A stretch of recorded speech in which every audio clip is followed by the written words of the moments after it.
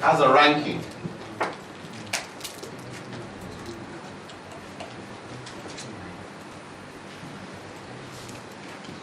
This is what you will call approximately 100%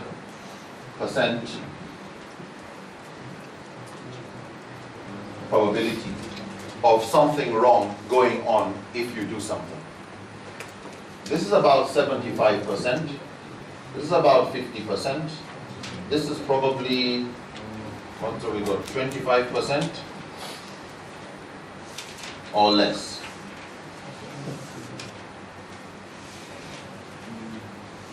You remember yesterday we gave the example of the guy making the hole in the middle of the road? Yes, that is nearly 100% you're going to injure somebody if you went and dug a hole in the middle of the road. So based on that, because this is certainly going to lead to harm, they would use that from the Maqasid point of view, even though they have nothing from the Quran or the Sunnah, but from the Maqasid point of view, they would say this one is enough for us to say haram.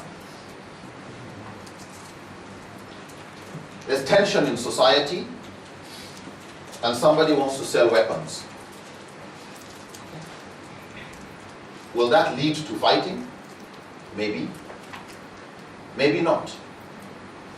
But since there's tension, if you start a little arms race, this group is buying weapons, that group is buying weapons, it may most likely lead to really big tension. Because of the high probability, you find them saying this is makruh, and some would say haram. Okay?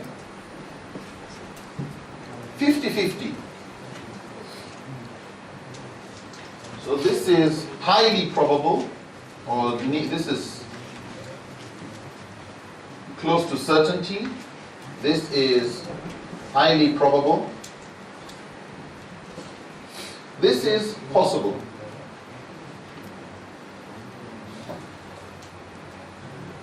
At the end of a workshop, coming back from university, you will probably get some people who they'll end up going and ending up with zina. Some will end up with marriage. Some will end up just hi, nothing beyond that. Anyone is possible. Because it's just possible, this under mubah. People buy knives. Are they going to kill with it? Well, anyone is possible. But it's not normal that when people buy knives, we find an increment in the number of people dying. To rare. So, when it comes to maqasid, they would... Now, of course, the question then is, what about if the thing is somewhere here?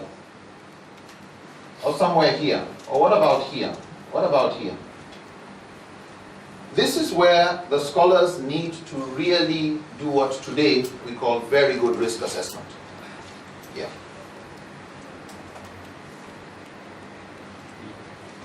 Many may not be qualified, right?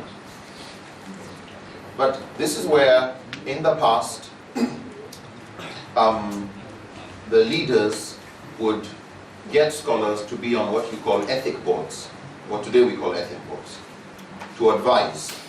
And they'll get the experts who would advise whether this medicine actually leads to abortion or not, or whether it really does this or not.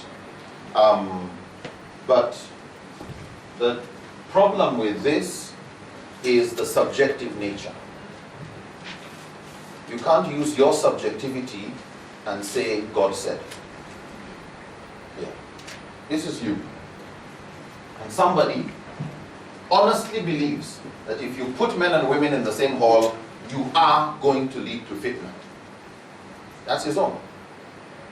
I remember a mosque. When I was in university, I spent some time with the Tabligh Jama'ah. And we did this there, Puruj thing where you go for a weekend or a week. And we got to a particular mosque, and somebody, this was in the same city, just on the outskirts of the same city as where I did my university. And one of the brothers there who recognized me on our main campus 2 times a week. In the girls' hostel, they have their own mosque. And I was handling them on Islamic social system and on common misconceptions about Islam, comparative religion, etc. And you go to the mosque, the sisters would sit, and you got your material, and you go through the thing together. At the end of everything, pray Isha, and then off you go. You've been doing that since you were in 2nd year of university. When we were with these guys, and I'm not saying they're all like that, it's just that we were with. Because I had come with the Tablighi Jama'ah group, it was important to respect the leadership. So I asked the guy who said, please can you give a talk to the sisters on this topic, because they've got a number of questions, they hear you handle this topic on campus. So I said, talk to the head of our group, whether it's okay for me to spend time with them. And he said, no, this is not allowed. Okay. It leads to fitna. And said, okay, but it's so far not led to fitna. Alhamdulillah, a lot of the sisters have become more knowledgeable. Some of them even handle some of the classes themselves now. So I don't have a problem with it. They don't have a problem with it. You must be careful about shaitan. No, shaitan makes you feel there's no problem. At the end, there was a near compromise. One proposal was, the initial proposal, this is the door into the mosque, the sisters' mosque. I should stay outside, but I should speak loud enough so that the sisters inside can hear me. And the Amir of the Muslim Student Society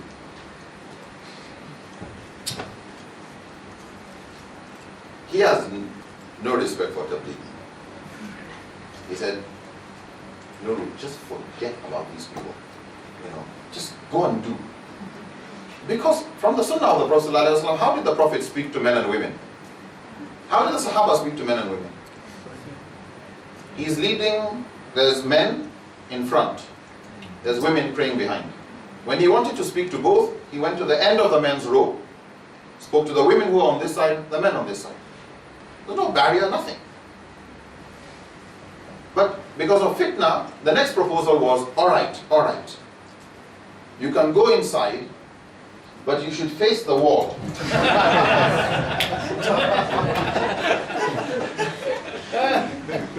And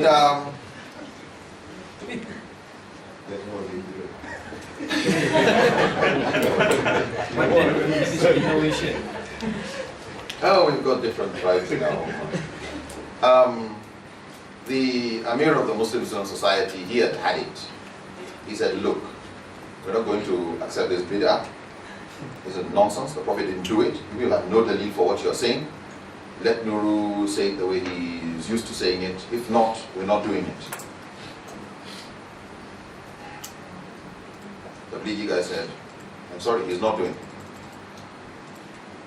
So I told the guy, no problem. We'll finish this one. I'll come next week. The Tablighi guy said, good, it's better like that.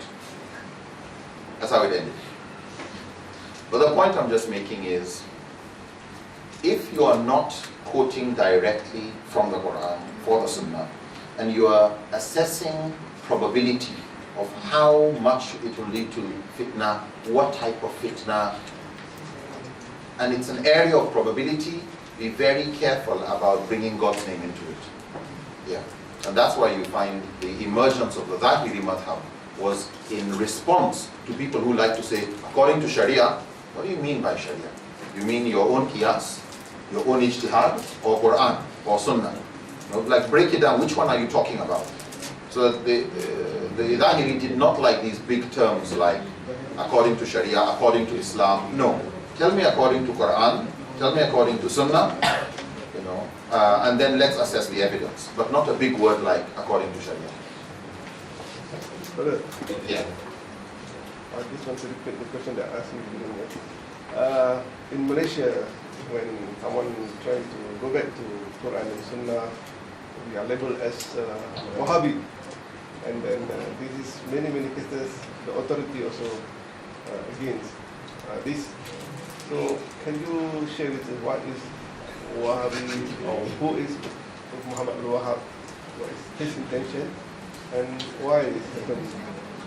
I'll say very briefly, at a time when there was a lot of innovations in different aspects of Islam, mainly by some of the Sufi groups that had gone extreme. They were not all the same. Some scholars, and this is particularly Muhammad bin Abdul Wahhab, wanted to change that. And so any act, because he came from the Hanbali perspective, in Ibadah, anything where nothing from Quran and Sunnah to him was bid'ah. And he didn't respect the other opinion. And this is where the problem starts. Because some of the Sufis were then killed, some of them were considered kuffar. It created a lot of problems. And because that method did not respect usul, because even in the Hanbali usul, it wasn't considered bad enough to say you will kill somebody that because they did bid'ah, they are now kuffar. No. A mubtadi, somebody who has done bid'ah, is still a Muslim. And so you find Ibn Taymiyyah, and in the Sharh Aqidah Tahawiyah, Ibn Taymiyyah, let's take that one, saying bid'ah should not make you excommunicate a Muslim. You never say he is no more Muslim. You never attribute shirk, mushrik, he's a kafir.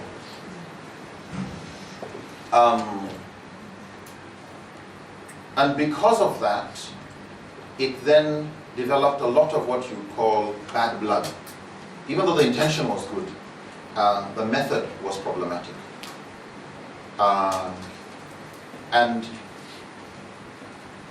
unfortunately, a stereotype has then been developed that the moment you ask for hujjah, where's dalil, it's like, Wahhabi around.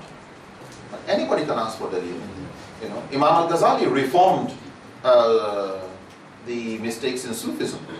He was still a Sufi, but he was a Sufi that Ibn Taymiyyah respected. And like Imam Suyuti, when talking about Imam al-Ghazali, Imam Suyuti was a scholar who, among the things that he was very specialized in, was in the study of other scholars. And he was compiling a list based on the hadith where the Prophet said, every 100 years Allah will send a mujaddid, a reformer.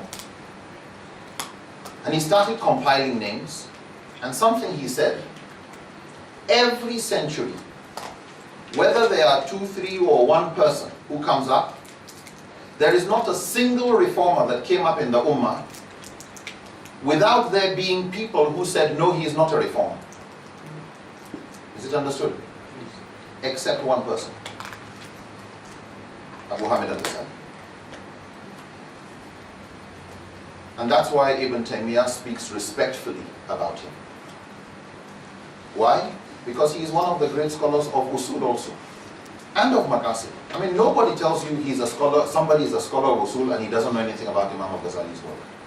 Al-Mufassal fi usul. So when,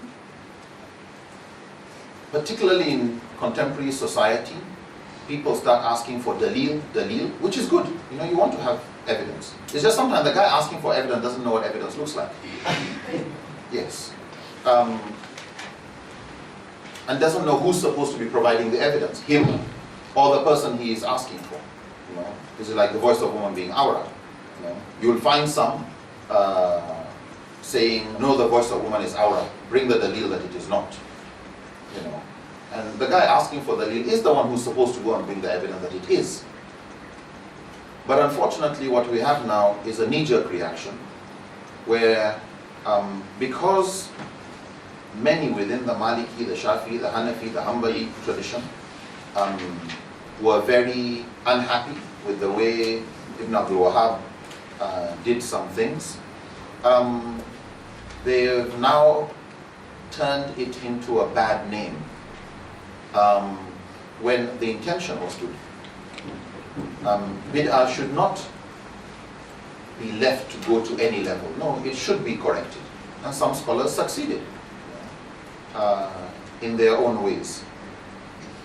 So when people tell you, when you ask for what is the dalil for this or what is the hujjah for that, and they start jumping to conclusion that, you must be Wahhabi or you must be Salafi or you must be whatever, that's just something you'd have to be patient with them. But Allah asks, "Qul hatu burhanakum in kuntum sadiqin." Bring proof if you tell the truth. And Sayyidina Ali said, strength of an argument is not based on who said it, but on the evidence given. And that's why all scholars, they present all the evidence for what they want to say. It's just, we live in times where we do a lot of blind following, and the moment you start asking for evidence, you start jumping to conclusion, you must be Wahhabi. When you may be Shafi. Yes. It's an unfortunate situation. No such thing happens in Nigeria. Oh, yes, it does. Yes. Yeah. You haven't seen problems. Malaysia, you're okay. Haven't you heard of Boko Haram? Yeah, it's a powerful little group who believe going to school is haram. It's actually something that leads to kufr. So they had university students tearing their certificates. Anyway. Let's quickly go through this. Be sure you both mean the same thing when you use the same or similar words or phrases. Confirm each other's definitions. In other words, when talking with even Muslims or non-Muslims, you know the different meanings of sunnah? When somebody says polygamy is sunnah, what do you mean? For example, what does it mean? When you say eating with your hands is sunnah, what do you mean? It's been done by Rasulullah. Yeah, done by or recommended by, therefore we should do it. Was it an option? So when people use terms, they need to find, do we agree on the definition? Which definition are you using for the word sunnah? Does sunnah mean like nafila? It's encouraged. Or sunnah just means it was done, therefore it's permissible. And situations will decide whether it should be discouraged or permitted, or even prohibited.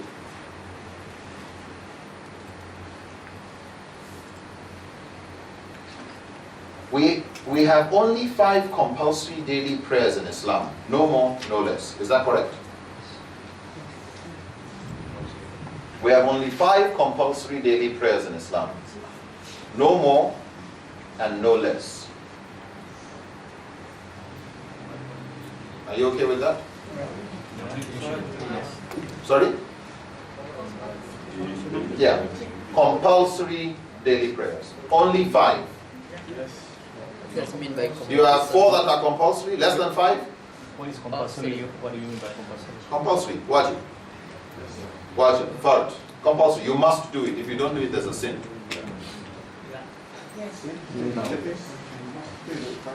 Yes? Yes. Is correct? No? Sorry? Friday. Friday? Oh, still 5 that day.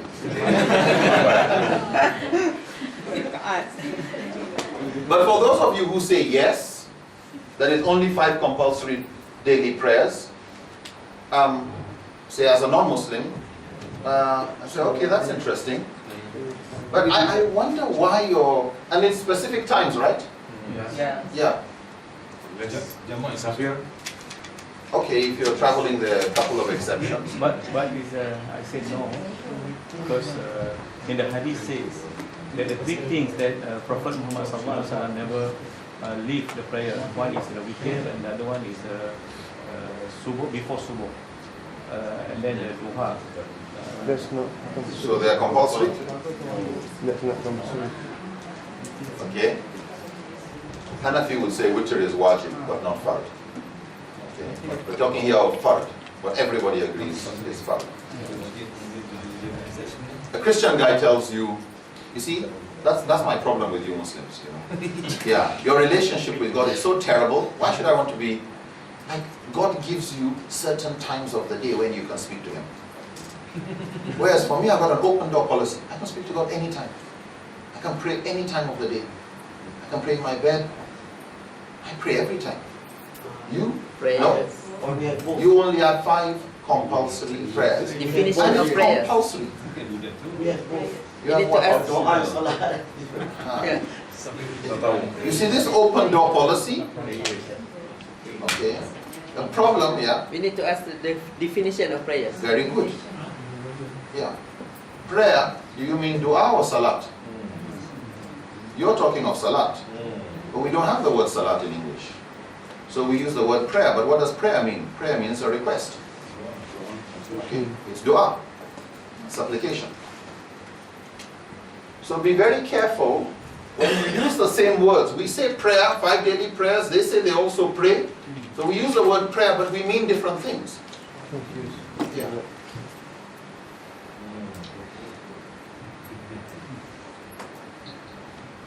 Satan is a jinn or a genie. Is that correct? Yeah. Jinn is the Arabic word, right? Genie is the English word, right? Have you read Aladdin? Yeah. You say jinn, he says, okay, very interesting.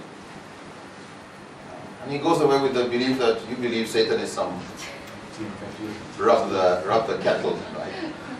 Yeah. And that's influenced by Arabian Nights stories.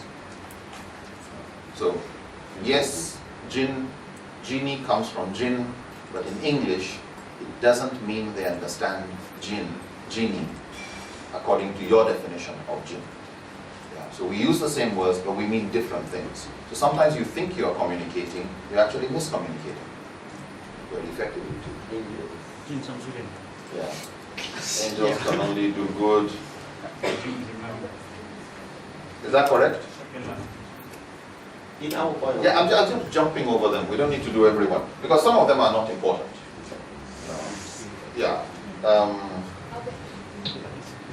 Allah is the Muslim God? No. Yeah, but that's actually in the old edition of the Oxford Learner's Dictionary. Yeah, Allah is the Muslim God. Who else uses the word Allah? Ask a Christian who is an Arab, like a Lebanese, show me your Bible in Arabic and just read Genesis. Okay. You know where it says, in the beginning God created the world? Yeah. The word God there is Allah. Remember, the father of the Prophet was called Allah. The Jahiliyyah Arabs were using Allah before we Muslims came and started using Allah. The Jews were using Allah, like we're the new guys on the street, on the block. Yeah. Okay. What the Prophet ﷺ did was to purify the concept of Tawheed, to understand it better. They used to take the angels were daughters of Allah. Is the Jahiliyyah understanding. But if you ask the Jahiliyyah person, who is Allah? They know He is the supreme creator of everything. Yeah. It's just that you don't talk directly to Him. He's too great for that. You must be very arrogant to talk directly to God. Yeah. You want to go to speak to the Prime Minister about what? Well, about water problem. Water problem? Go to speak to the Minister of Water Resources. You're talking to President. It's too big for you. The priests tackle Allah. You worry yourself with the priests and the little idols. And to them they had a logic that was fine, but it allowed a lot of exploitation. So then people speak in God's name. Angels can only do good.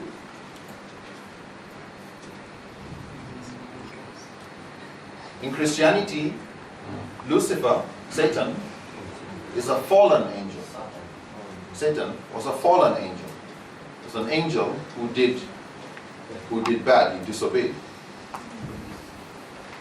So even though we say angels and they say angels, we don't fully agree on everything on what do we all mean by angels. Both Islam and Christianity believe in the Holy Spirit. Is that correct? But different dimension. do we believe it's the third person of the Trinity? No. So when you say we all agree on this, do you really? So just be careful of words we use. There are 6 articles of faith. These are the 6 basic beliefs in Islam. Correct? What are the 6? Belief in Allah, Malaika, Kutubi, Prophet, and Qadr, the Day of Judgment. That's all? Sounds very simple, a religion. Okay. These are the basic articles of faith. But do you also believe in the authenticity of Quran? Do you? Do you believe in prophets, or do you also believe that the Prophet ﷺ is the last of the prophets? And you can go through the Quran and ask, what are you required to believe? And it's more than 6. Is it understood? It's more than 6. So these are the 6 fundamentals, but that doesn't mean that's all.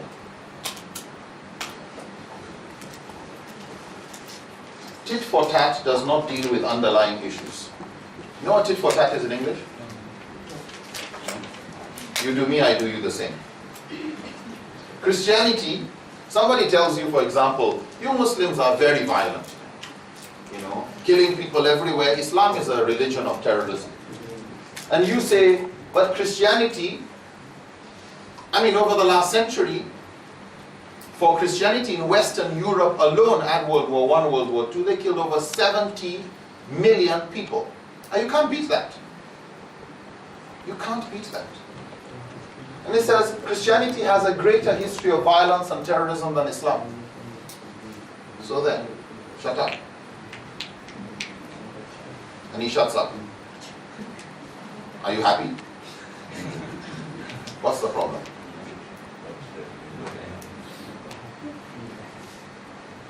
What's the problem with that? We agree with this statement. Very good. You're not answering the question. You've agreed with him. He says you are very bad. You're saying you're worse. He says your shirt is dirty. You say yours is dirty and it's smelling. Does that make yours clean? Is it understood? When somebody asks you a question to clarify something, it's not to attack him. You know, this is, attack is the best way of defense.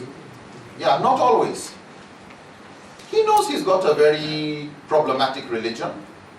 He's just telling you, you also have problems. And instead of saying, no, you are misunderstanding, or let me clarify, you say, you too, or yours is more, he knows that. You just finished disqualifying your own too. So be very careful about, women are very much exploited in the Muslim world. Their rights are not respected. Say, women are also exploited in the West. In fact, you use them for posters, you've thrown away the value of women. Have you answered his own concern? What was his concern? What did he first say? That was said that Islam Good. also. He said Islam is exploiting women. You say, but your own exploits women too. In fact, your own has exploited women since when? You just recently started giving them the right to vote and to inherit and this and that, etc. You've not answered your question. He says you exploit. Find out in what way. Don't get defensive. In what way? He says 1, 2, 3, 4, 5, 6. Then you tackle 1, tackle 2, tackle 3, tackle 4, tackle 5, tackle 6. Now you finish that one. Okay. He already knows how Islam exploits, or how his society exploits women. And if you want to mention that after, okay, do that. But don't just, somebody attacks you, you send an attack. You've not clarified your own. Yeah. He leaves without understanding Islam any better. You just confirmed his assumptions. Yeah. So the underlying issues are not dealt with if you just do that tit for tat. It feels good, you know. And you know when you have these interfaith debates, etc. And this one talks about, oh, Muslims are very violent, look at them in Afghanistan, look at them here, look at them there. And the Muslim speaker says, you are right, some Muslims have been misbehaving. But in your Christianity, you did World War I, 30-something million people killed. World War II, another 50-something million people. You bombed Hiroshima and Nagasaki. You people are the ones who set up the whole mafia organizations. You guys did the transatlantic slave trade. You guys went and colonized countries all over the world, just exploiting them, etc. And you guys, and you're busy listing. And you know what the Muslim audience does? Takbir, Allahu Akbar. You know, like you bash the guy. You've not answered your own side.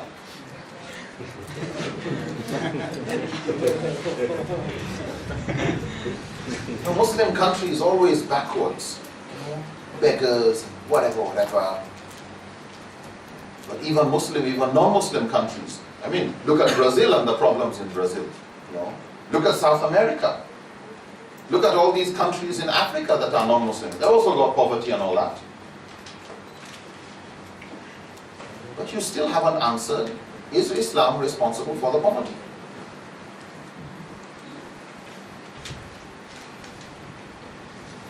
The Bible has many more contradictions in it than the Hadith or the Quran. You know, yeah. The Quran has contradictions.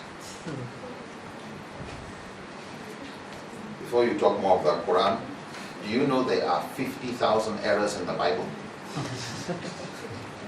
50,000? Yeah, that's, I mean, how many pages are there in the Bible, right? And then you've got 50,000 errors in the Bible. Let me show you. You've not tackled your own. Okay? So, the ego usually likes to defend itself. And it can mess up your dialogue. It can mess up your da'wah for you. You just want to defend yourself. Just, you know, when he puts a criticism, understand it and prepare your response. And we'll come to that, inshallah. Seek the logic or equation in an argument or opinion and test it for its validity, for its general application and validity. Okay? Some criticisms have like equations. We discussed one yesterday. You know, when they say, which one was it? Jesus is mentioned 25 times in the Quran. Muhammad is mentioned only 4 times in the Quran, or 5. What's the equation? Anybody? What's the equation?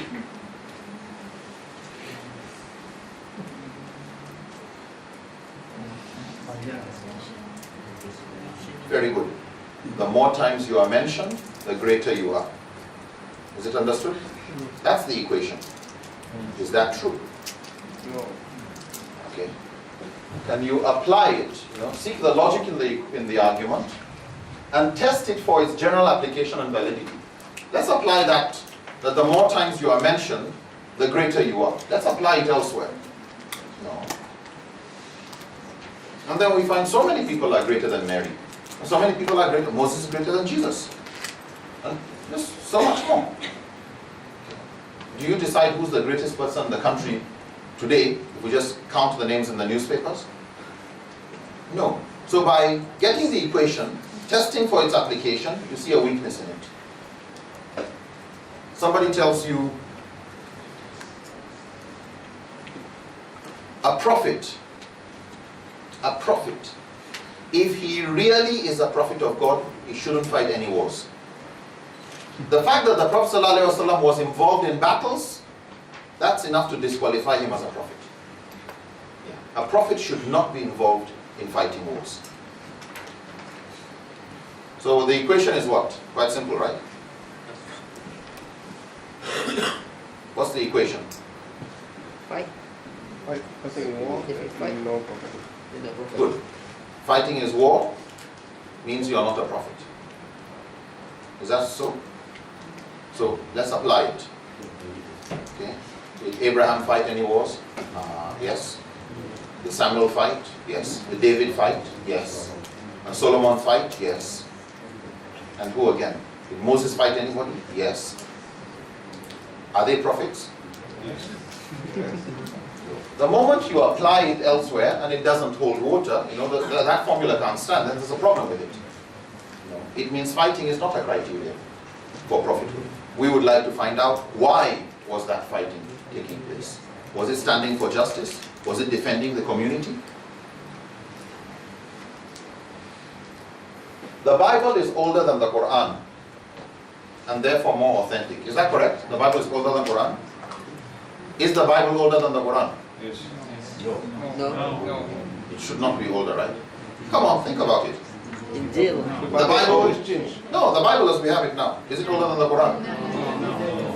Yeah, the Bible was already in its present version before the Prophet ﷺ. Okay? But, what's the equation? Older. Older, Okay, meaning what? authentic. Good. The older, the more authentic. Is it understood? Yeah, that's the equation. So you just apply it elsewhere. Like where? Sorry? Hindu script. Very good. Hindu scriptures. If the older, the more authentic, then even as a Christian, you should accept the Hindu scriptures above your Bible. You should accept the Old Testament above the New Testament. You should accept the Buddhist scriptures ahead of your own. But no, you won't accept that. Yeah. Why? Because there's a problem with your argument. So as we said before, these are logic-based arguments, and they need to see what's wrong with them. We don't need to go through the rest. Jesus was born miraculously. Well, we can look at other miraculous births. Jesus performed spectacular miracles. We can look at other spectacular miracles performed by others. Beware of words, statements, and quotes and issues being taken out of their true context. Like the first one, kill the non-believers. حيث وجدتموهم. Wherever you find them. Quran in chapter 9 verse 5. What's the formula for solving this one? Good. Jihad plus or minus 5. Good. Just go for 5 verses before, 5 verses after, and the context solves it. So the need to make sure that things are not taken out of their contexts. There's a hadith where the Prophet ﷺ said, I have been ordered to fight people. أُمِرْتُ أَنْ أُقَاتِلَ النَّاسِ حَتَّى يَقُولُوا لَا إِلَهَ إِلَّا اللَّهِ. Or in another one, until they say the Shahada. That I have been ordered, أُمِرْتُ أَنْ أُقَاتِلَ النَّاسِ, I've been ordered to kill people. Until they say Shahada. You've heard about the hadith, right? Yes. But doesn't that conflict with no compulsion in religion?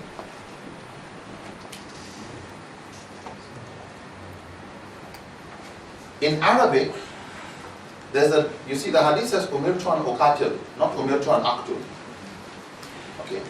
In Arabic, there's aqtul means I initiate fighting. Uqatil means I reciprocate fighting, I fight back. Is it understood? Yeah. So when it is translated that the Prophet said, I have been ordered to fight people until, the exact word is I've been ordered to fight back. In other words, if you fight, I will fight. But among the things that will bring the end of fighting, if you do Shahada, we will stop, which means you've accepted Islam. But is that the only condition for stopping fighting? No. Because Allah says in the Quran, if they go for peace, turn to peace also. In other words, if people surrender, you let them go. But if you don't look at the context of the Quran and the Sunnah, you take this hadith alone, it means no more prisoners of war. No more non-Muslims paying jizya. But how come there were Jews in Medina? right until the end of the life of the Prophet, if this is interpreted as I've been ordered to fight or kill people until they say Shahada. So you look at it in the full context and how unfortunately some Muslims, definitely some non-Muslims, take things out of their context. Beware of misquotes and ghost references. Jesus in the Quran is described as Al-Muqarrabin, the nearest to God. Jesus is described as the nearest to God. So how can you say your prophet is greater than Jesus? Is it understood? How do you respond to that one?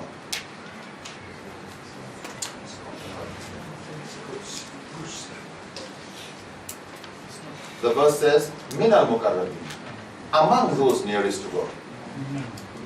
Yeah. And that's why when a Christian says something, or somebody says your Quran says and it doesn't make sense, tell them, let me see it first before I comment. Yeah, let me see it. There's the one, I really like this one. Quran chapter 97 verse 105 says, for you will be punished for the sins of your parents. Okay? You will be punished for the sins of your parents. I see some people frowning. You know what's a ghost verse? It doesn't exist. Like chapter 95 does not reach verse 100 and anything. Some will tell you, and you see, they write it in their books. There's a reference, Quran chapter 142, verse 5. Quran chapter 142. Quran stops at 114. How did we get to 142? Yeah. I mean, sometimes it's very, very below the belt type of thing that some of these non-Muslims do when they come to criticize Islam. There was one I was reading, and he was saying that the Prophet ﷺ described black people as being as people who have heads like shriveled dates. You know what a shriveled date is? They're like raisins. A date that is dry and whatever. The Prophet described black people as having heads like shriveled dates. It's in Sahih Bukhari, kaza, kaza, kaza. That's my people, you know. So you go and try to dig up to see what's going on. And the Prophet ﷺ said to these people, if Allah is to put a black slave who has a head like a shriveled date as a leader over you, you must follow him.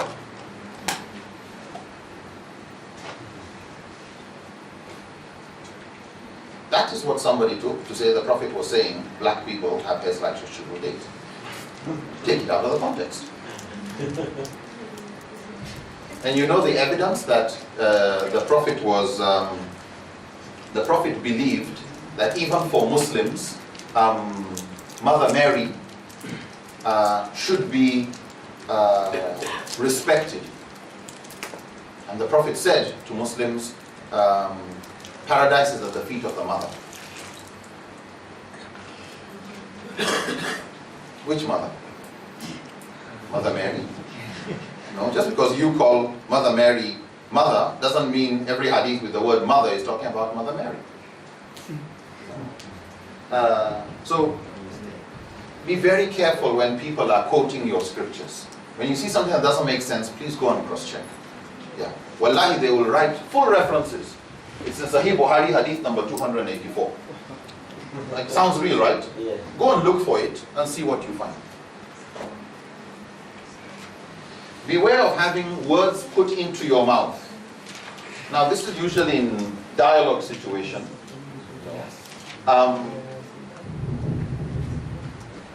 As my brother in humanity so eloquently put it, and somebody going to summarize what you said, be very careful, listen carefully.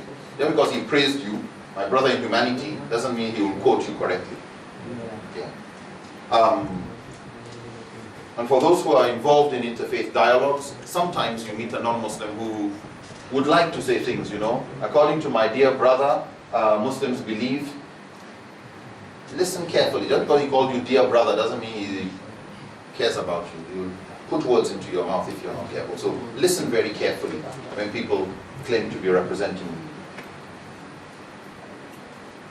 I think we all agree that both Islam and Buddhism would view whatever he's going to say, listen carefully. Do you fully agree? Otherwise, because he spoke on behalf of both of you, you end up agreeing to a misconception that was passed. And this is something we should be very careful about. You know, generalizations. You know, in the West they don't care about family, right? Is that correct? Yes? Careful about generalizing. Careful about generalizing. There are some Christians who care more about family than even some Muslims. Yeah, they're very protective. The West, they are all promiscuous. All? No. The West are be very careful. The West is a very big group of people. They're not all one religion. They're not all religious. And just as if somebody was going to make a statement about Malaysia, would it apply to you? Let me tell you something about Malaysian men. Do you think whatever I'm going to say applies to you as an individual? You know, probably not. It's probably negative. Man, your wife is giving you problems. Let me tell you something about women. How can whatever you're going to say about women represent my wife? Be very careful about stereotypes. You know, we use them to push forward a lot of nonsense. Beware of being dictated to regarding what your proof should be, or being given answers to choose from. We've said some of this before. Where in the Quran or Sunnah does it permit a woman to, and it's a mu'amalat issue. Okay? In other words, somebody is dictating to you that you are the one to provide evidence that it is permissible for a mu'amalat. When, wait a minute, maybe the evidence for it is not from the Quran and the Sunnah. Maybe I should not be the one providing the evidence.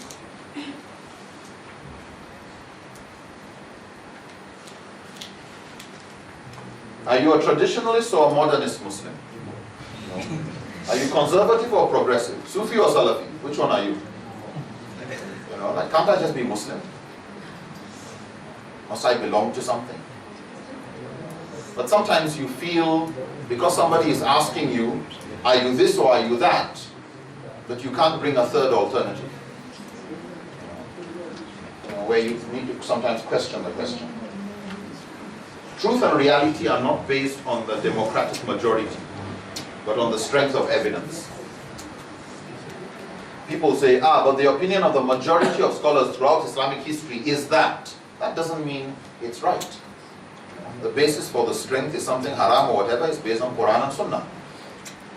If everybody keeps telling you the world is flat, the world is whatever, it doesn't change the strength of the evidence.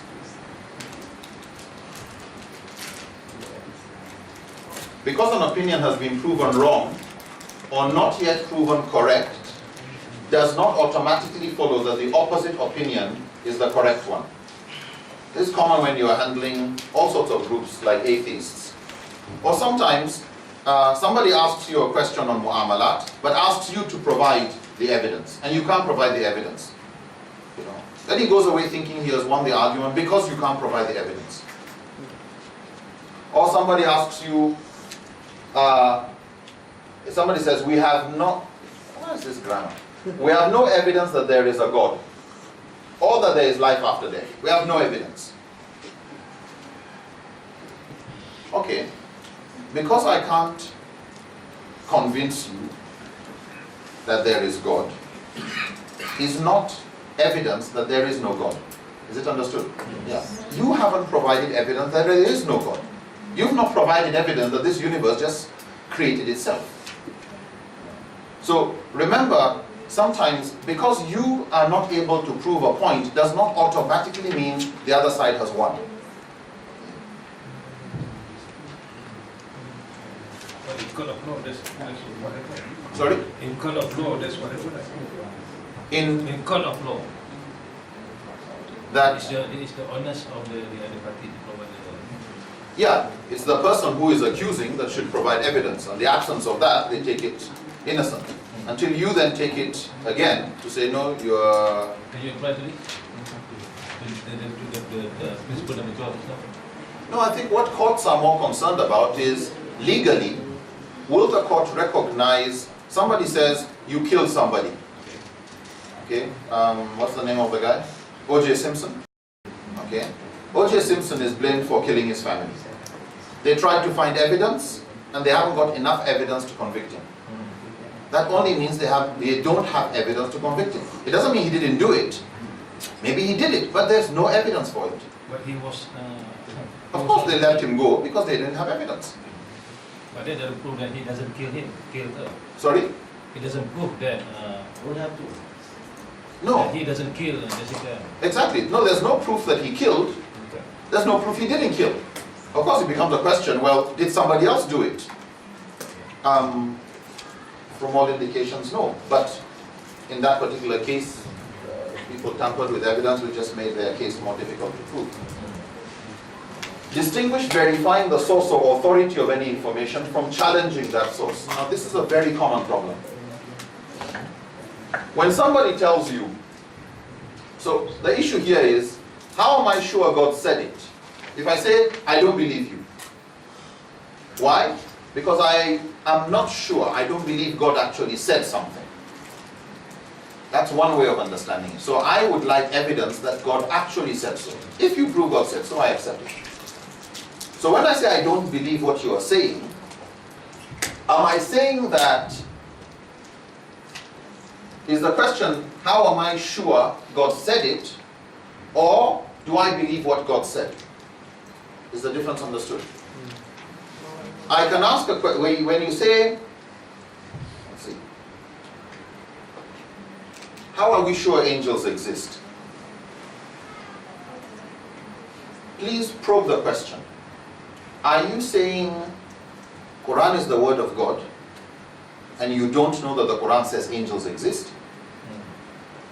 Or, so you want evidence that the angels exist according to the Quran?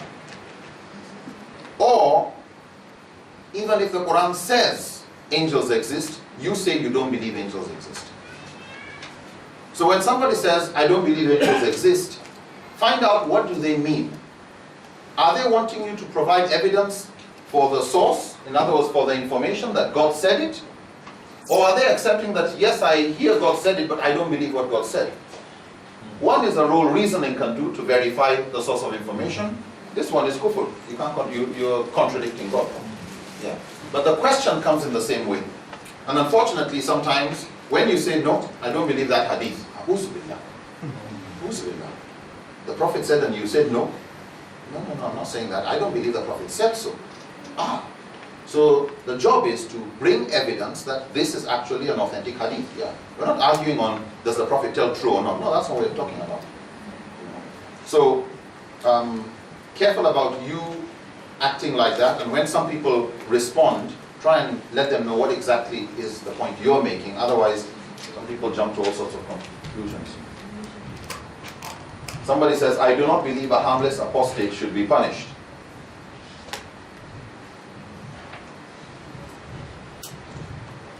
But there's a hadith that says this. I know.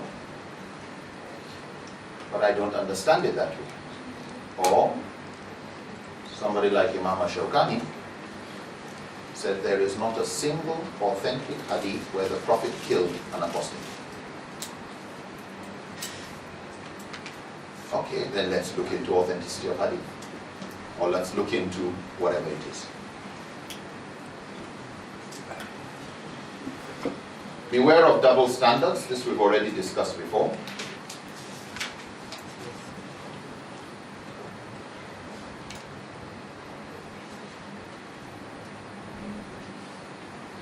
Beware of wrong analogies. This is more with comparative religion. But 2 more slides to go. This one I'd like you to please remember. Forget the long talk there. Ensure the structure of an argument is logically acceptable and have a good understanding of the logical step-by-step structure of your own argument. These four questions, they are very useful when you want to use questions to help somebody assess the evidence of what they themselves are saying. Okay? So somebody tells you, you Muslims are terrorists. Or whatever he tells you. Whatever he tells you. First, try and, you Muslims are terrorists. What do you mean by that? Just, what do you mean? You mean like I'm a terrorist? No, I'm not talking about you. Oh, I'm a Muslim. So just, what do you mean by you Muslims are terrorists? Let him narrow down what he's trying to say, so you understand what he's saying. Because some people generalize, and you pick them on the generalization. And it's easy to prove that the generalization is wrong, but you have not touched the critical issues. For example, your husband comes home late, or your child comes home late, or something, or you come home late, and your wife tells you, you're always late. You're always late. Every time you say, wait, I'll be home by 6, you are late again. You're always late. Okay? And what do you decide to do? Wait a minute. Last week, Sunday, I wasn't late. The other day, I wasn't late. The other day, I told you I was coming late, so you can't add that one to the list. Are you handling the underlying issue? Is that the issue? What's wrong by being late? Sorry? What's wrong by being late? Simple, huh? What's wrong by being late? Okay. Yeah, but you should. The other day you were late too, you know. The point is, she is disappointed you are late today.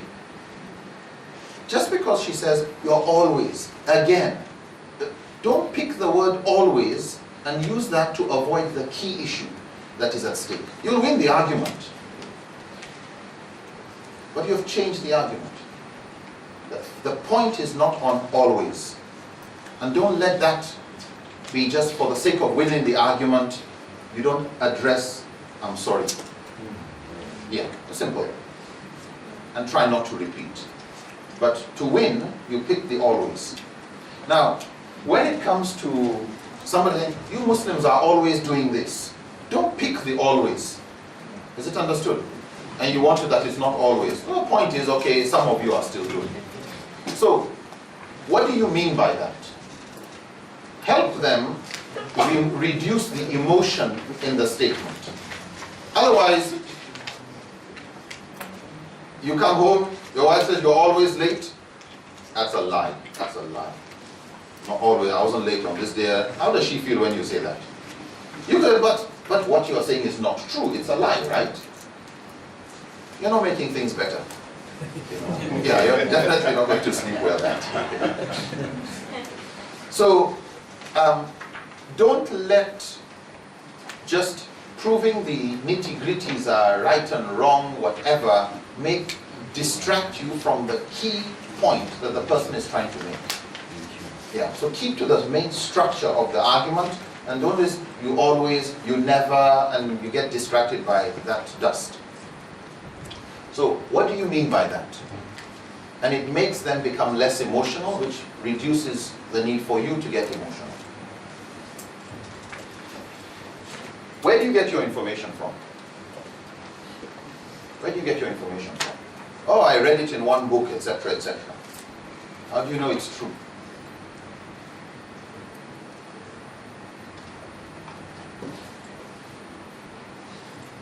The author, was he a Muslim or non-Muslim? Is it okay with you if I read about Christianity from a book written by a Muslim, and I tell you based on that, I know Christianity? So, what do you mean by that? Where do you get your information from? How do you know it's true? And then the last one is a useful silver bullet. What if it's wrong? You remember the guy on wife beating?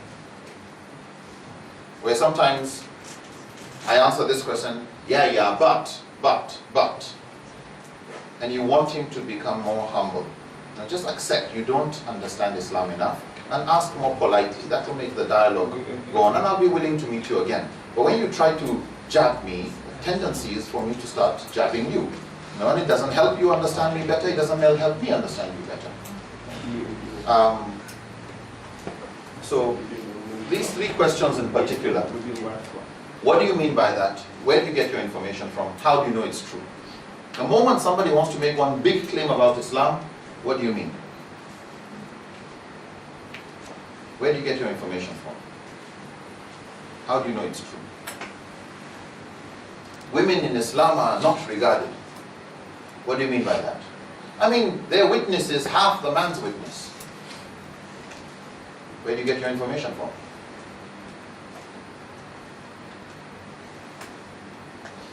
He may say, well, I was reading one book. How do you know it's true? Have you verified it from a Muslim? Or is that what you have come to do?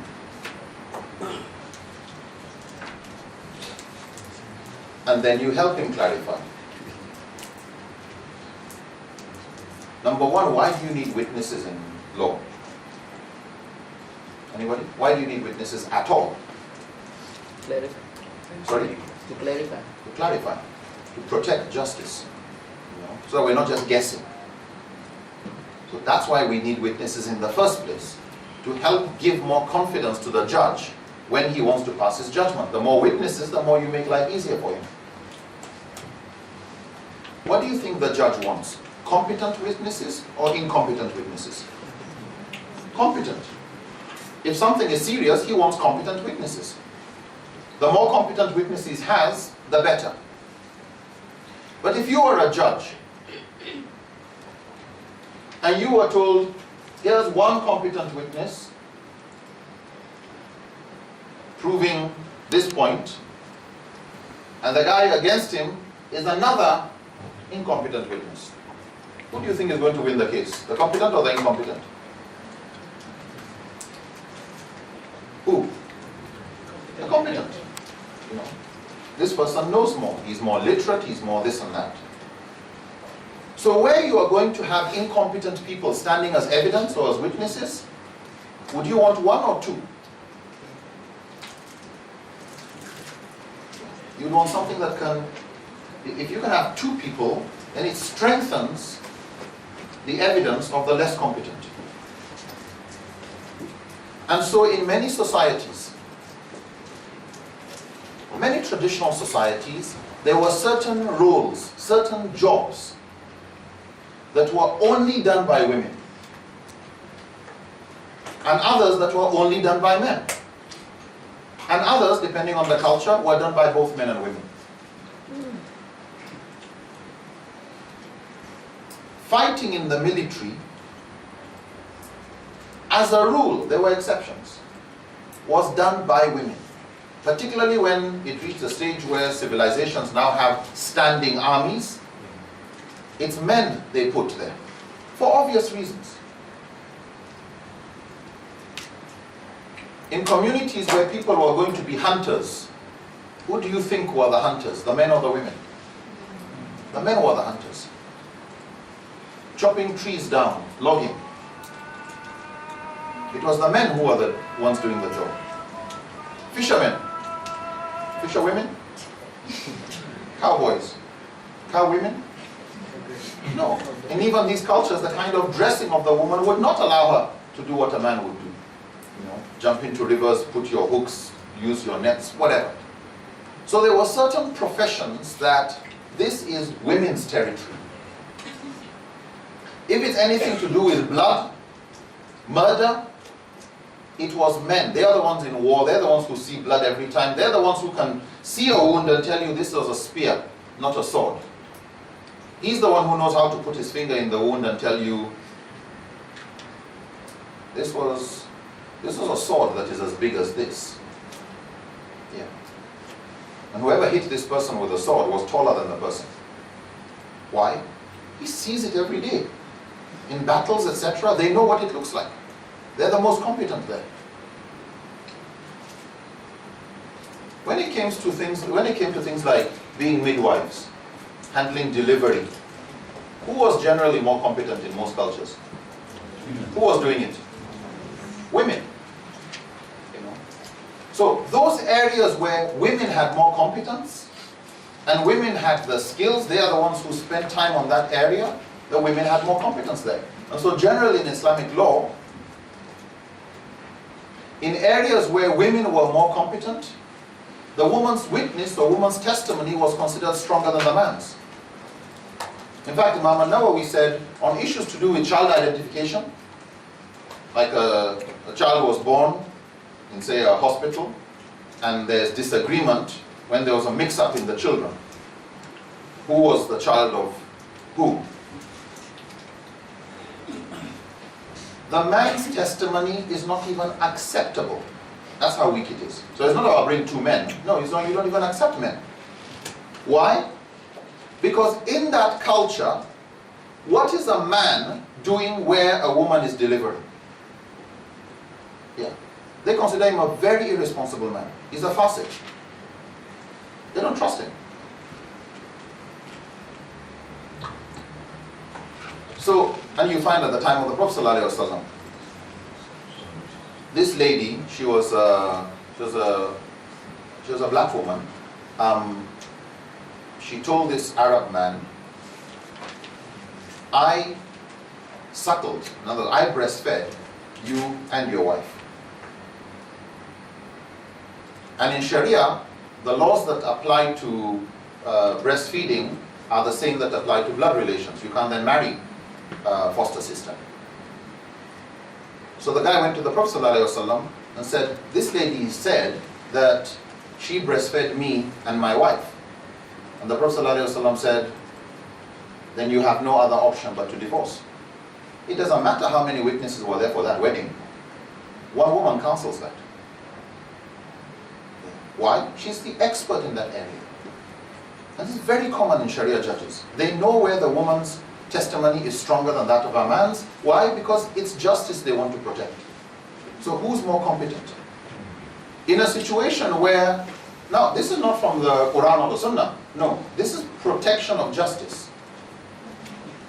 In situations where you're going to be dealing with murder cases, murder, this one killed this one, you're going to be dealing with blood and stab wounds and whatever, you find scholars saying, why on earth do you want a woman there as a witness? What's she going to tell you? Because the punishment for this offense is going to be somebody is going to be killed. Okay. If it's qisas, it's really a murder case.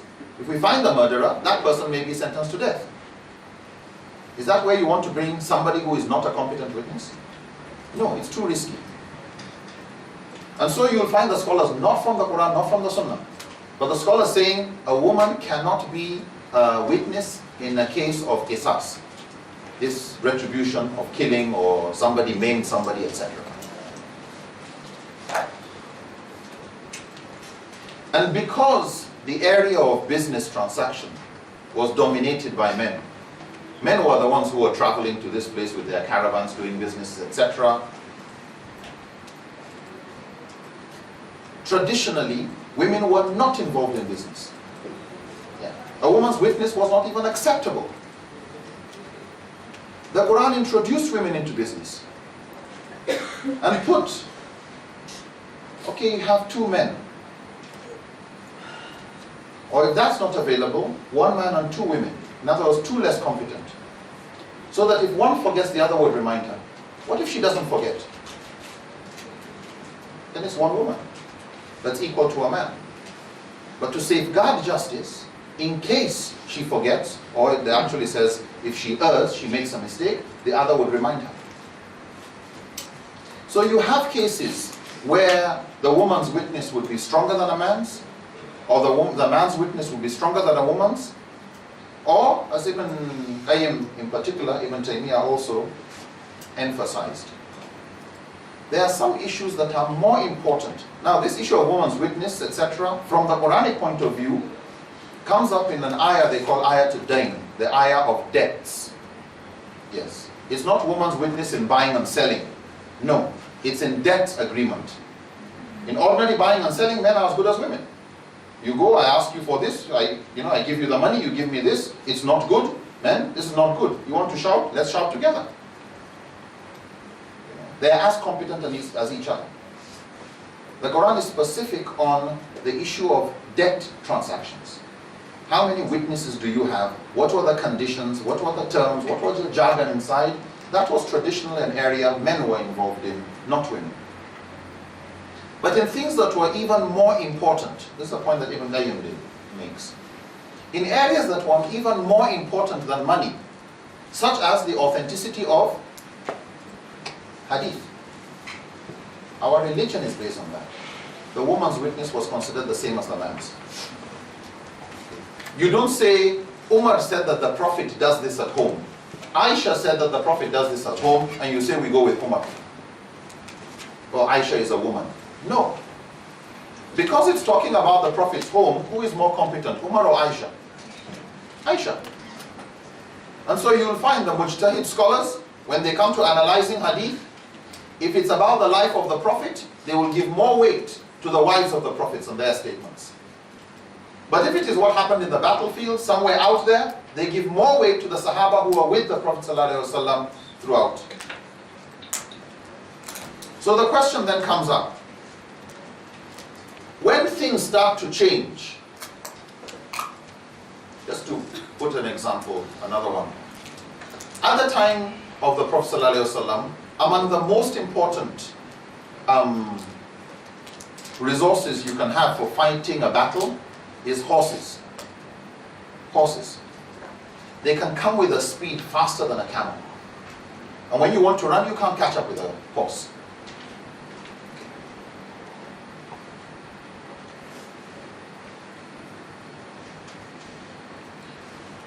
And there were very few things that were as useful as arrows. And so among the things that Allah says in the Quran to the Ummah, أُعِدَّتْ لَهُمْ مَسْتَطَعْتُمْ مِنَ الْقُوَّةِ وَرِبَاطِ الْخَيْرِ. Prepare to the best of your ability, militarily, with strength and horses. And horses. The ayah actually mentions horses. Do we care about the purpose of what was said? Or just the letter? If you say this is where we will go put Maqasid away, we just deal with horses, you will say every contemporary army should put its armored tanks and jets aside and get horses. That's what the Quran says. But because the scholars understand the purpose, even though it says horses, they would say, not now. What were horses supposed to do at that time? We have things that can do it more effectively. So we'll get jet fighters. And instead of getting bows and arrows, we'll get missiles or guns. It's not a disregard for the Quran when you say we are not getting horses, we'll get something better. And so for some scholars who are concerned with the Maqasid side, when the Quran talks about two witnesses, or one man and two women in financial transactions, the question then comes, what if the women have gone and studied accounting or financial law, and they know more about the legal jargon of the business than even the men? The man is just maybe one taxi driver. What's the objective? Protection of justice? Protection of the deal? Who fulfills that function better? And this is where the scholars of Maqasid would look at what is it supposed to achieve and what does it better. But this is where you will get the same Banu Qurayza, do not pray Asr until you reach Banu Qurayza cycle, because someone say the Quran said two men for one man and two women, so that if one forgets, the other will remind her. Somebody says, yes, but in this situation, number one, even 2 men are not enough. Why? Because financial fraud has reached a stage now. If two companies if you're to borrow $1 billion from a bank or from wherever, who will accept 2 witnesses? No. This ministry will sign, somebody from here will sign, a lawyer from your side, a lawyer from the other side. It's not 2 witnesses, that's not enough. But the Quran says 2. 3 is bid'ah. No, it's not. And this is where, unfortunately, when some of the ulama are slow to come up with more contemporary, alhamdulillah, yes, they are there, and this is not a new issue from Ibn Taymiyyah's side, Ibn Qayyim in particular. Some of the old scholars have touched this, but then some of their fatwas have like gone underground as if they never existed and as if it's a new issue. And unless scholars come up and give bold fatwas, you end up sometimes having to go through the foundations of usul and maqasid before you even appreciate what was Sharia trying to protect, and the respect for that diversity. So we'll stop there for break.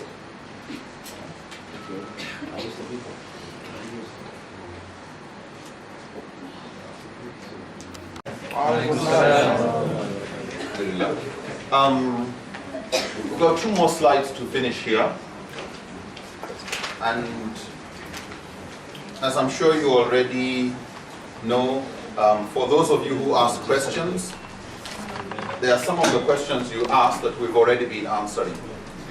Okay, so inshallah it reduces the total number of questions that we would be answering.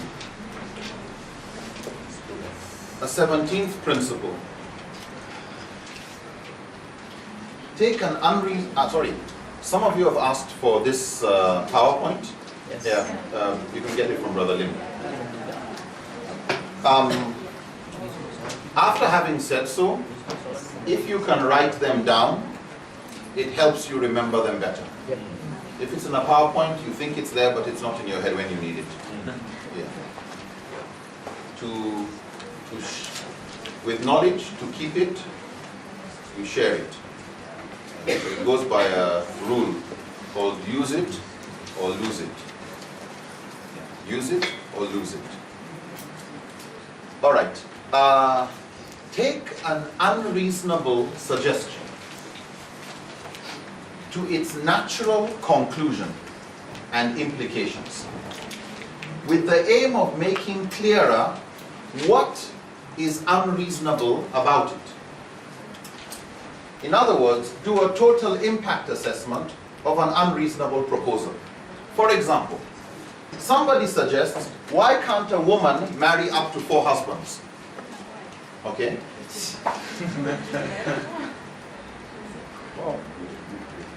How far have you gone managing 1 husband, right?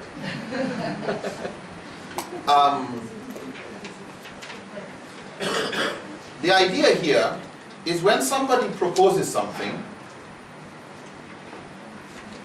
you just take it to its logical conclusion. For example, why can't a woman also marry 4 husbands? Okay. If you can check page, just to save us time on this discussion.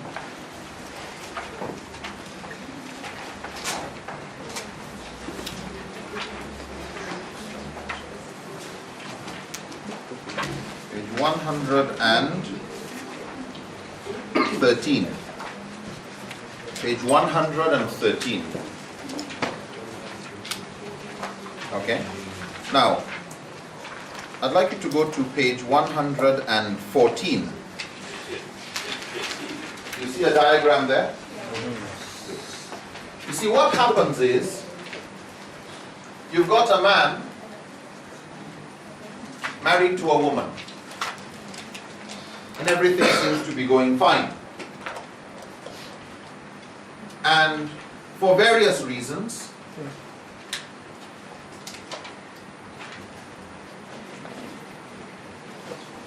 the man decides 2 women. This woman agreed to be a number 2. Of course, this woman is not happy because of these 2, this man and this woman, agreeing to bring a monogamous relationship into a polygamous relationship. But sometimes, depending on the culture, they prefer a polygamous relationship. Because there was one sister who was telling me,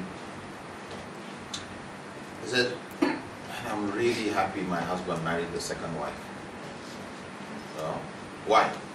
You know, now he can get off my neck.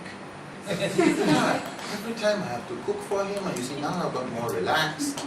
You know, now I can follow my own, you know, I can spend more time in da'wah, I can do this, I can do that. He comes once in a while, and okay, I take that as okay, holiday, etc., etc. And we don't differ. Sometimes it works well, sometimes it doesn't work well. Sometimes monogamy works well, sometimes it doesn't work well. Some are very happy, no problem. So it's difficult to make one general statement about polygamy or monogamy. However,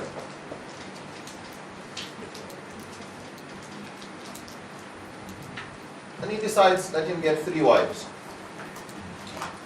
And all is going well until this woman, She become more happier.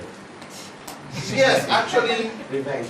she is concerned that she doesn't have enough time with him. And she wants another husband. Yeah.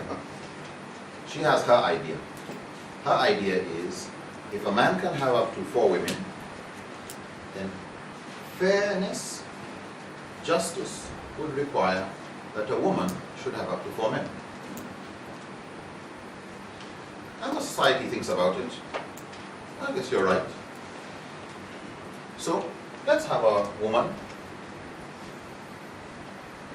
who can have a man, a man,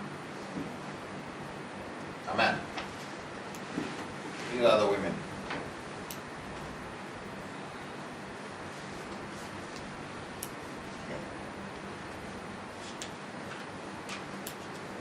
Justice has been met. Okay? But it's only this woman who has these privileges or liability. And there are a number of problems with this type of relationship, and that's why it's not common in most cultures in the world. Yeah. Of course, one big problem, even prostitutes. Prostitutes need to go every 6 months for pap smear to check for cervical cancer. Because the number 1 cause of cervical cancer is multiple partners. The problem is, most cultures where women have more than 1 husband end up suffering problems. So understandably, most societies have moved away from that. And in places where a woman has 2 husbands, sometimes she would marry brothers. You do have that in some parts of the world. Everything looks fine, but many of the women feel it's exploitative. You can understand, because if each of the husbands wants only 4 or 5 children, God help her if she's got 4 husbands. But naturally, this man, she has 1 child belonging to this guy, another child belonging to this guy. So this guy is hopeful that he's going to get another child. But they're not waiting for him. They each have to wait for another, year? Let her rest from number 1, then number 2. 40 days. Yeah. Before she takes on, she'll be like a rabbit. Just next pregnancy, until when every husband has got the number he wants. Yeah. If each husband wanted 5, that's 15 kids. If it's 4 husbands, 20 kids. But the guys aren't that stupid either, right? how can a woman be allowed, how can my wife have 1, 2, 3, 4, and you tell me I stick with her alone? No, let's be fair. If you can have 4, I should have 4. In other words, this man is going to say, why should I not marry another woman? Another woman. And this guy says, yes, why should I be stuck with just one woman? And this woman says, why should I be stuck with just one man? And this man decides, I'll marry this woman too. She's got no problem. Now the problem is when this man is also married to this woman. And this woman got married to this man. You wanted justice, but that's what justice provides. All you need is some fool to go and get HIV, AIDS from some misbehavior. And what happens to your society? You're all finished. Yeah. It puts the society at a level of risk you can't imagine. It's when you study societies where promiscuity is high. This is legalizing it. This is legalizing it. In societies where promiscuity is very high, like in the area of the eastern part down to South Africa, that you see what HIV does. It messes up whole populations. Parents are no more around to take care of their children. It's the grandparents bringing the children. Why? They're all dead. It's a very, very pitiful situation. So apart from the individual problems the woman would go through, and you can see that in your material, the bigger problem society, one big problem is a health issue. Yeah. Any sexually transmitted disease will go through this society like a lightning. The hadith where the Prophet ﷺ said, a community does not restrain itself from sexual immorality will have diseases that past generations knew nothing about. Yeah. Now, if it was just original plan,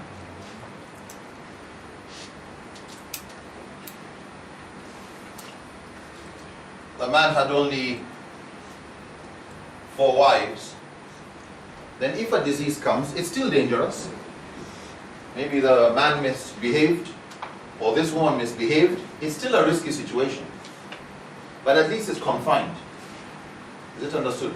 It doesn't go into this network that finishes that you don't even know where it starts and where it's coming from. You know, you think that this woman is married to this man and this one is married to whatever. So you think HIV here will just, but the moment it comes here, it has already come here, it has already gone there.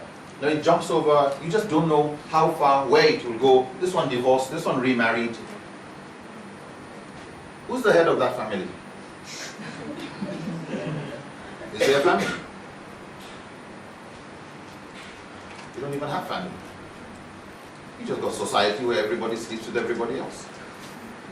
If you're looking for problem for children environment, that's your problem number 1. So one thing is to take a proposal, take a suggestion to its natural, let's take it to its logical implication, and that usually amplifies what's the problem with it. Okay. Somebody brings an idea that a working woman should inherit the same as her brother. In Islamic law, the amount that a man inherits, or that a woman inherits, or somebody inherits, is dependent on about 3 main factors. Number 1, how close you are to the person who died. Okay? So if the person who died is your father, you would inherit more than if the person who died was your grandfather. Is it understood? Yeah. So the closer you are, the more you would inherit. If you have responsibilities, the more your responsibilities, the more you inherit.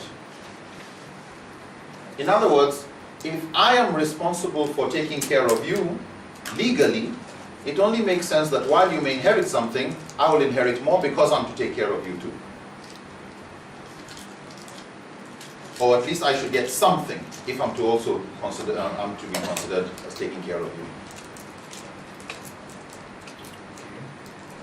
The more your needs are, in other words, the longer your generation is expected to live, the more you inherit. So for example, you have a father, and this is the grandfather, and this is the son or daughter.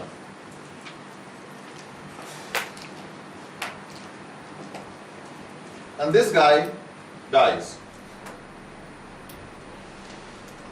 Who do you think has more financial responsibilities? This generation or the lower generation? Up or down? Down. Who do you expect is going to live longer? Down. Who's going to take care of this one when he gets older? Down. Okay. So usually it's expected these ones have more responsibilities. They're also going to get married eventually.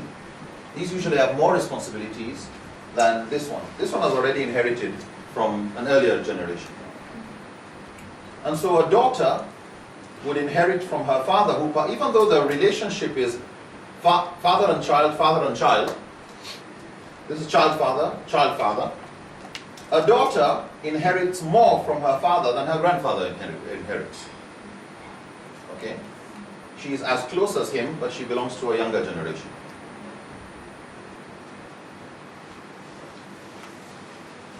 Depending on how close you are to the dead, your responsibilities, your generation, you can inherit more. A woman can inherit more than a man. A woman can inherit the same as a man. A woman can inherit less than a man. Is it understood? Yes. It's not as simple as just it's ratio 1 to 2. No, you have to talk of which man, which woman. If you say brother and sister, 1 to 2. Why? The brother is responsible for the sister. The sister in Sharia is not considered financially responsible for anybody. No, she's to be taken care of. If she wants to work, she can work. If she doesn't want to work, there's somebody who must take care of her. However, if she hasn't got a brother, nobody belonging to her generation, she's on her own. And so she's given more.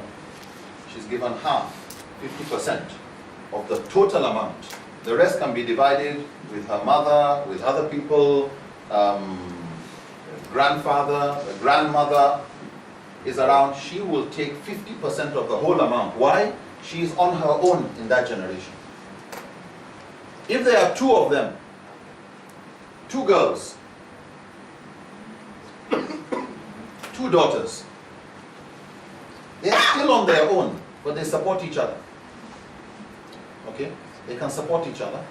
So Sharia will give them 2/3 for the 2 of them. 1/3, the rest will divide. So if this was their share of inheritance,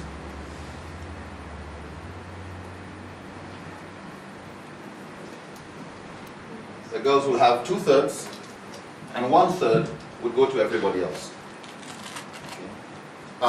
Why? Because they are on their own. Yes, the father's brother, uncle will be there, and an amount will be given to the uncle. Why? Because he is considered legally responsible for them. So even though he doesn't collect as much as they can, why? Because he is not connected to the father as closely as the children from the Sharia point of view. Who is responsible? The father is more responsible for his children than he is to his brother. Okay? Simple answer before we get too into complication. It's not true that a woman always gets half what a man gets. You have to say which man and which woman are we talking about. If a man and his wife have 6 children, in fact, let's just say you've only got brothers and sisters, and your brother has no children, and your father is not around. He's also passed away, the mother's not around. our parents have passed away, it's just me, my brothers, and my sisters. But my brother didn't have any children. He's got a wife, but they have no children. Because they had no children, we, the remaining brothers and sisters, would share the inheritance that would come to our way equally. The men will get the same, the brothers will get the same as the sisters. 50-50. Exactly the same. But if he had a child that was responsible for himself or somebody else, like he had a son, the moment he has a son here, the moment this is a son, then Sharia considers the son more interested in the welfare of the daughter.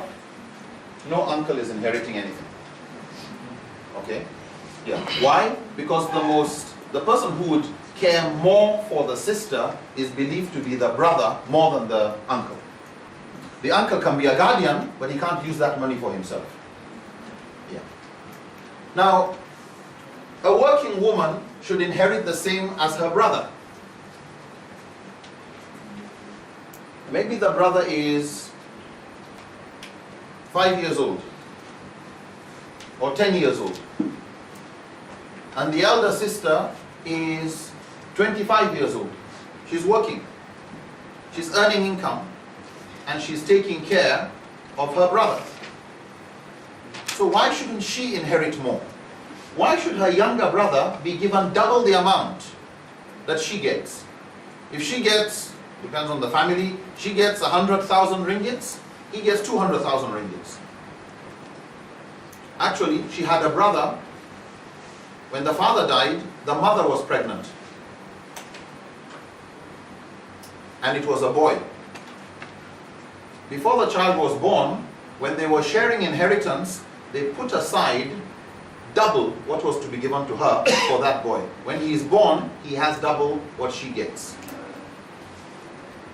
He's not born, he's already got inheritance guaranteed. So does it make sense to tell a woman who's very professional, working hard, earning income, that she is to inherit less than the brother? You take it to its conclusion, and then you say to yourself, no, it doesn't make sense. So give the girl double what you're supposed to give the boy. Okay? Why? Well, he's young and she's to take care of him. In reality, because she is not financially responsible for her younger brother, she can use his money for his school fees. Is it understood? And his feeding. She doesn't have to pay anything. She doesn't have to work. If she wants, she can work. But if she chooses not to work, she is not expected to take care of anybody. The problem comes when now the child is growing up, and now he is strong enough to take care of her or the family. And then you tell him, okay, my business ran down, I got sick. Legally speaking, my brother, you're working well, you're to take care of me. Why should I take care of you? You inherited more than me. I've got a family to take care of.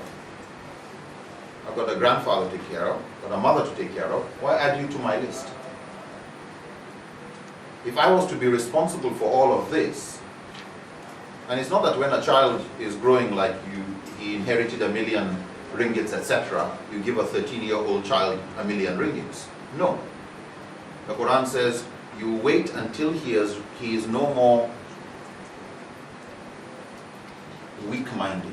It's not about sexual maturity, this is mental maturity. And scholars differ. Some, depending on the amount, would say till he gets to 18, some say till he gets to 20, some say till he gets to 24. Some say till the family decides he is old enough to be responsible for the amount he's to be given. And if he's old enough to take you to court and thrash it out, then probably he is responsible enough to handle his own money. But the concern is, part of the amount being given to the man that is more than his sister is getting or the woman is getting is because he is considered legally responsible for. And you don't want, because you gave extra money to the woman, to make her feel she now has a financial burden. You are now to take care of him. You see, before you were working, and if you didn't want to work, no problem. But when you receive more, then there's a moral burden upon you. So from the Sharia point of view, and there are exceptional cases, from the Sharia point of view, where the people concerned are considered responsible for the others, they get more than those they are taking care of. Depends on their proximity, how close they are. So a brother will have more than a sister, but an uncle will not have more than a sister. But he's still responsible. And when the father dies, the uncle can't say, no, I'm not going to take care of my niece. Why? Because she can take you to court.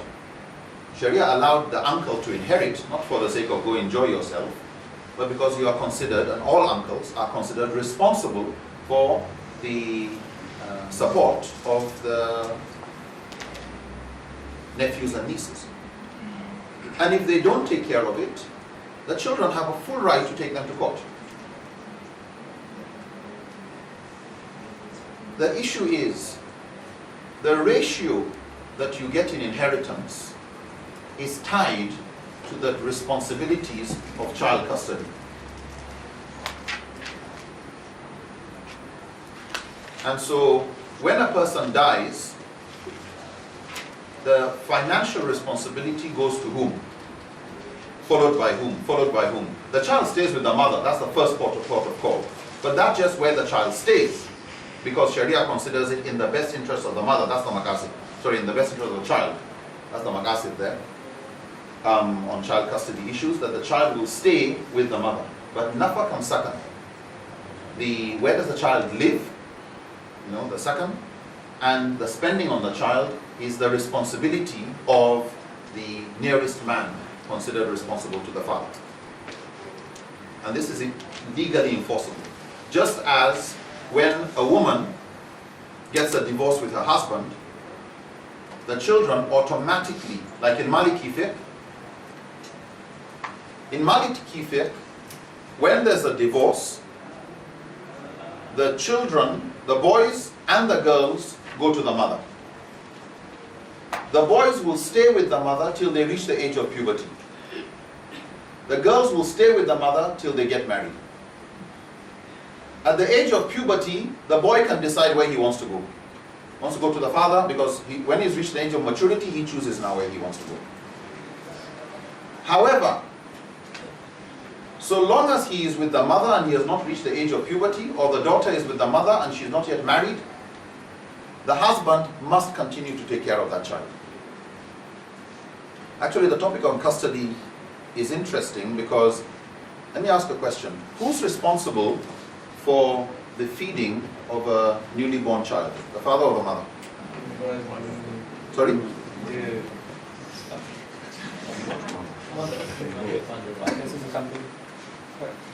If you want to know who's responsible, ask a judge what happens if there's a divorce. She's got a 2-month-old baby, okay, and there's a divorce, okay. When there's a divorce, she keeps custody of the child, but the father pays for the feeding of the child. She can tell him, you pay me this amount for breastfeeding your child. Okay? And how does the judge do it? If there's a problem. If he says no problem, then no problem. Nothing needs to go to court. But if he is not paying, no, it's too high, no, it's too whatever, then she just takes the case to court.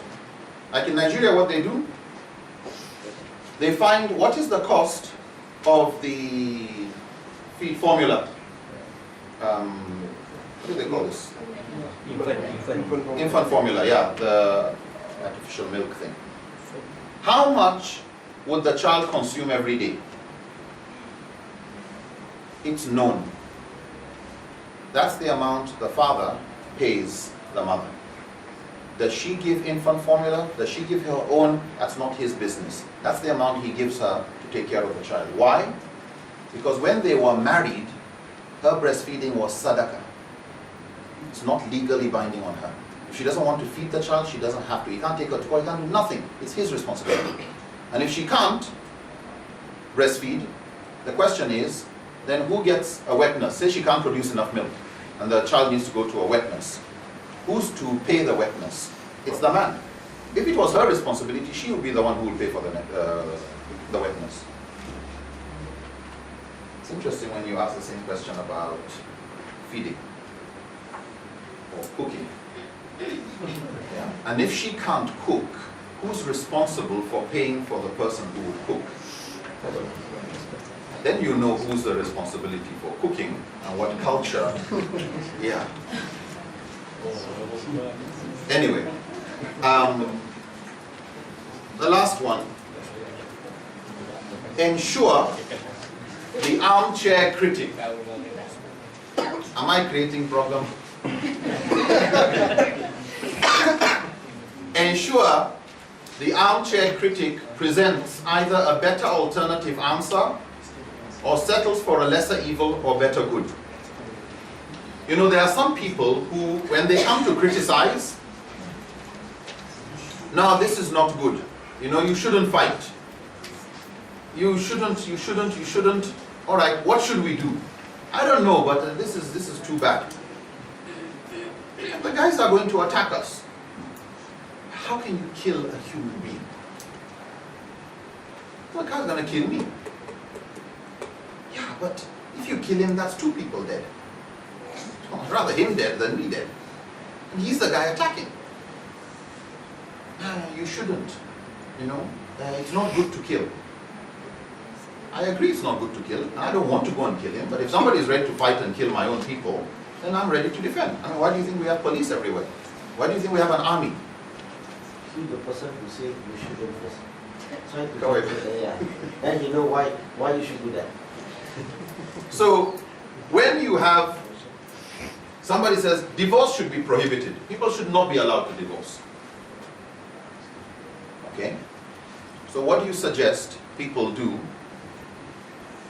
when they're incompatible? It's fighting nearly every day, and that's the worst environment for children.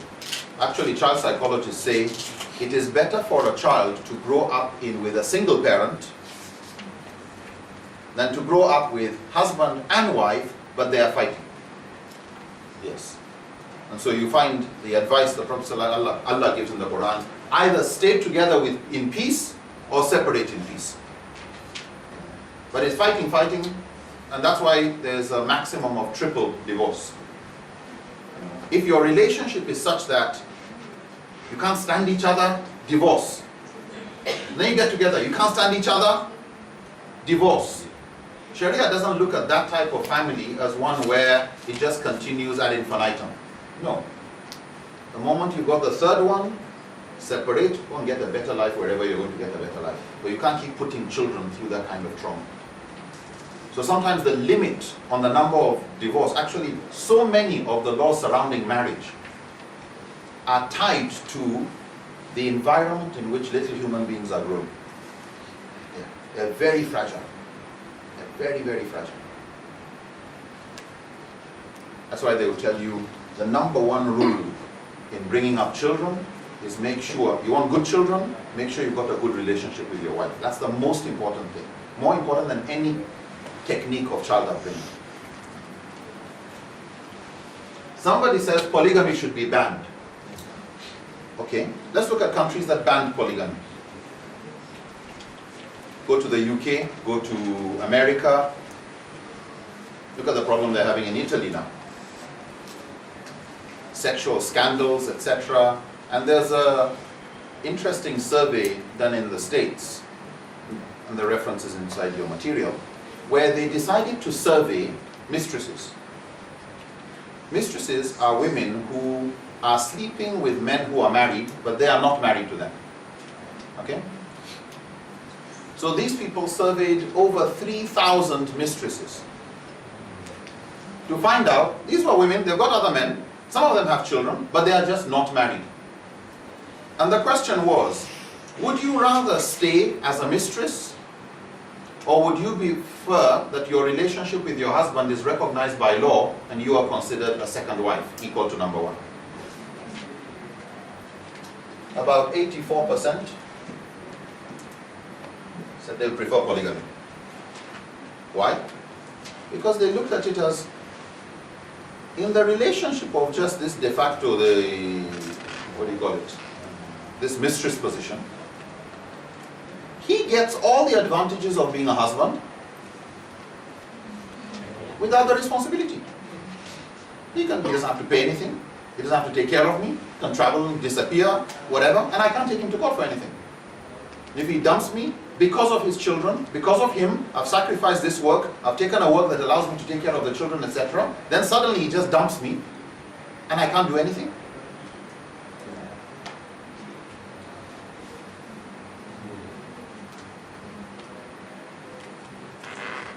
And these women preferred, no, we'd like our relationship to have legal recognition. If he's serious, then let him take it seriously. If you're going to have children and all that, you can't then bring them in an unstable environment. But guess when the survey was done among men? Did the men want polygamy or they wanted to leave the status quo? Guess what? You just won't believe it. They wanted the status quo. How many of them wanted the status quo? About 92%. Why? Society doesn't have a big problem with them having a mistress here and there. It's only if they become a big political leader that, okay, then it's, President of Italy or somebody, then it's an issue that's scandalous, whatever. Yeah, you get all the advantages without the responsibilities.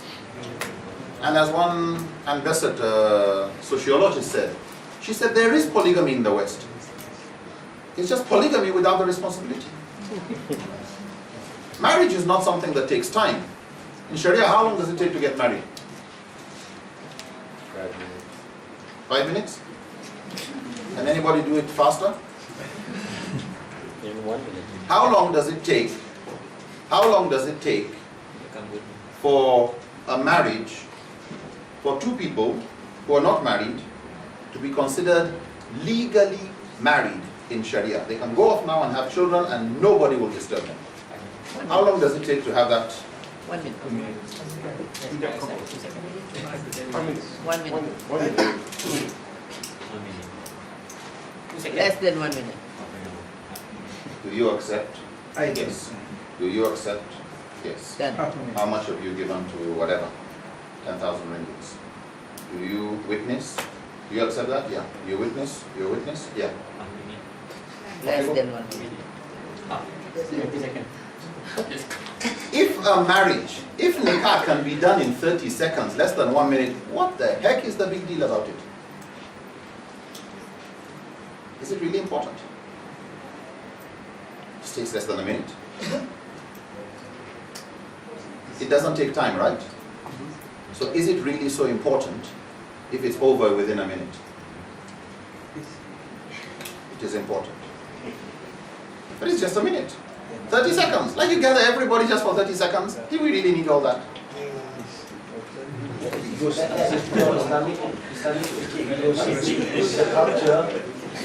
Oh, if you add culture, between a week sometimes. Yeah. Take from the Sharia, sorry. Excellent. Excellent. When people are witnessing that, yes, we've witnessed you are married, it's like you signing a check. Does your signature matter? It just took 5 seconds, right? Is it important? Depends on how much is on the check, right? Yeah, but you don't say, well, it doesn't take time, so it's not a big thing. No, it is a big deal. These people who have come for your wedding, who have witnessed this marriage, are witnessing a transfer of responsibility. When she says, I'm hungry, they look at the husband. They stop looking at the father. I'm sick, they look at the husband. You're handling the bills. Before these 30 seconds, if you touch her, we'll deal with both of you. Now, you can go and touch her all you want. and have children, no problem. Responsibilities come on him. Before this 30 minutes, if they died, none of them inherit from each other. Now they can inherit. It could be millions, it could be anything. But responsibilities are now exchanged. And that is a big deal. It doesn't matter whether it's done in 30 seconds, because marriage is fard. The moment something is fard in Sharia, Islam tries to facilitate it, make it easy. The moment in the maqasid area, the moment Sharia wants to promote something, it makes it easy. Yeah. Culture, however, have their own plans. Yeah, can mess up things. So when it comes to polygamous relations, yes, to marry doesn't take time, but the reason why some people don't want to get married is it just allows them to avoid the responsibilities of getting married. And lastly, an illegitimate child should not automatically inherit his parents.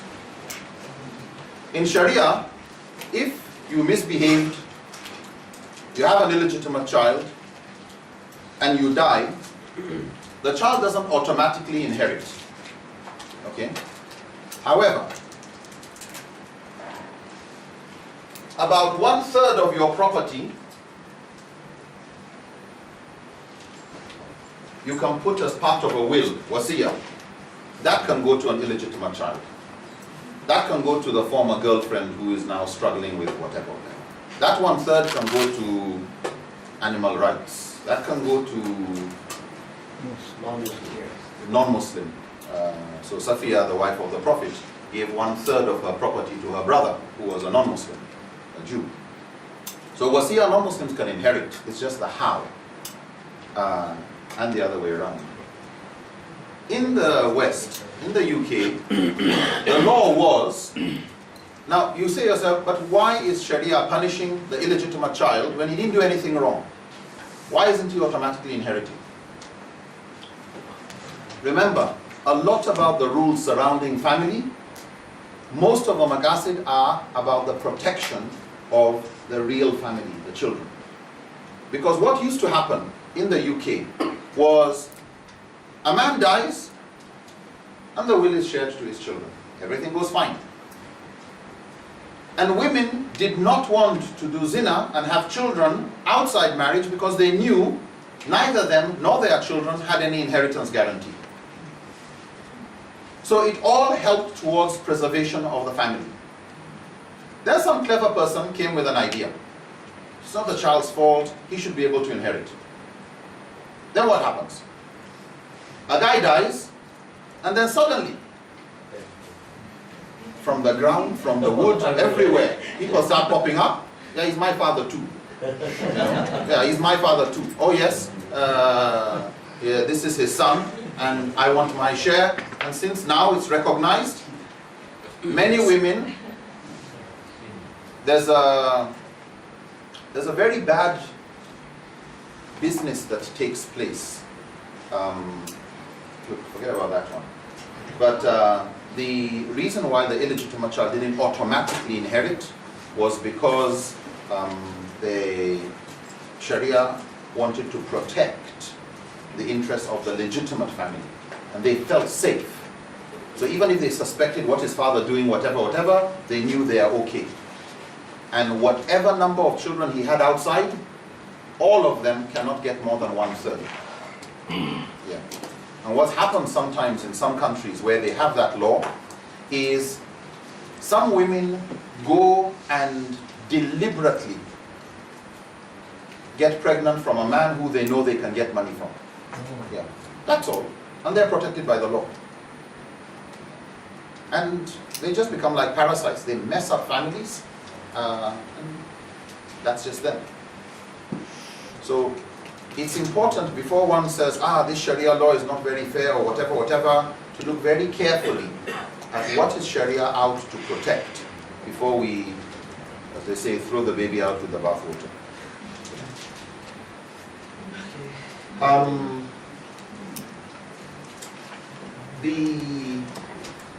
We set some questions up. We got the questions you had put together. And then what do you suggest?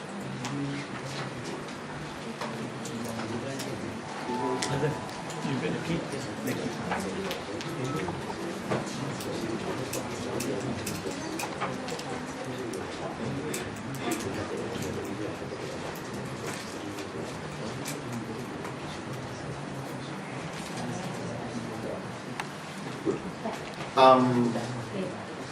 Alhamdulillah,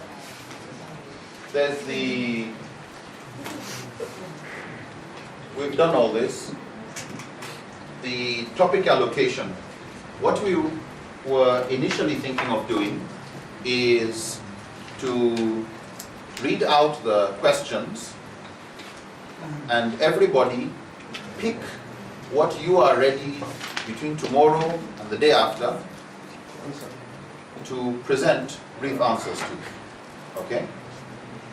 The suggestion Brother Lim came up with was what we can do is we email the questions to all of you. You go through and see which one you can answer so that you've prepared your contribution. And so when we come to class, we'll just read question number 1. Who has got a contribution?